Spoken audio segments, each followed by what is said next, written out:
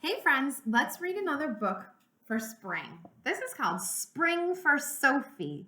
I think you're going to like this book. This is Sophie, and she's looking for signs of spring. Spring for Sophie. Here we go. When will spring be here? Sophie asked her mom. Spring comes slowly, her mom told her. How will I know when spring is coming? The first way to tell if spring is coming is to listen for it. When you hear the birds start to sing their songs to each other, that's when you'll know spring is coming. That's what spring sounds like. As you can see, look, it's still winter here for Sophie, but she is ready for spring to start. So Sophie listened. She's listening for those birds. She listened in the mornings when she played with her sister in the snow, and she listened in the evenings when she helped her dad collect wood for the fire. At first, she couldn't hear anything except for how quiet the world was when it was covered in snow. But one day, as she walked with her mom to get the mail, she heard the first chirps. A chirp is the sound that a bird makes, like beep beep or tweet tweet. Every day, she heard more and more. First the chickadees, and then the mourning doves, and the robins. Soon she could hear all kinds of birds calling to each other, announcing that spring was coming. But outside was still snowy and cold. How will I know when spring is getting closer? Sophie asked.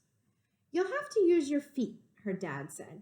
When you start to feel the ground get softer and muddy, that's when you'll know spring is getting even closer. That's what spring feels like. So she knows what spring sounds like. Now she knows what spring feels like. So Sophie paid extra attention to her feet. When she walked in the woods with her dad, the ground was still slippery and hard, and she had to hold her dad's hand. When she walked Shadow with her mom, everything still felt icy. So you can see Shadow as her dog.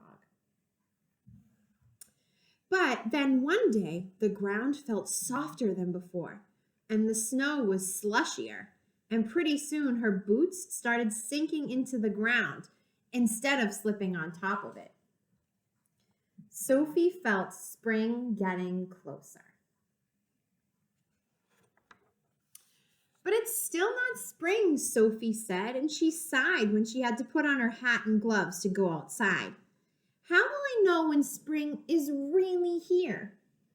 Well, Sophie, you'll have to use your eyes and nose to tell when spring is here, her mom said. You'll have to watch and wait until you see the snow start to melt. And you will have to wait until the air begins to smell like earth and rain. That's when you'll know spring is here. That's what spring looks like and smells like. So Sophie watched.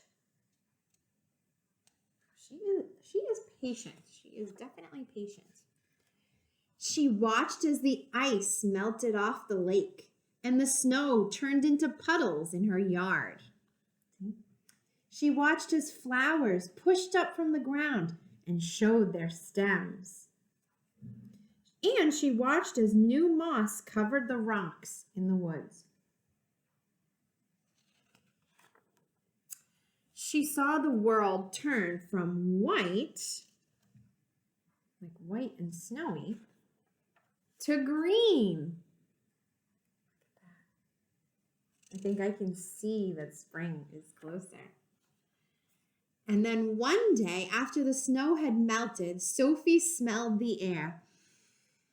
She quickly put on her rain boots and raincoat and ran outside. Sophie looked up at the sky as the rain started to fall. Sophie, what are you doing? She heard her dad call.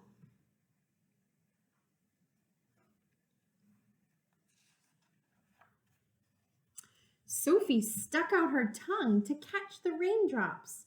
Now I know spring is here, she called, because this is what spring tastes like. The end.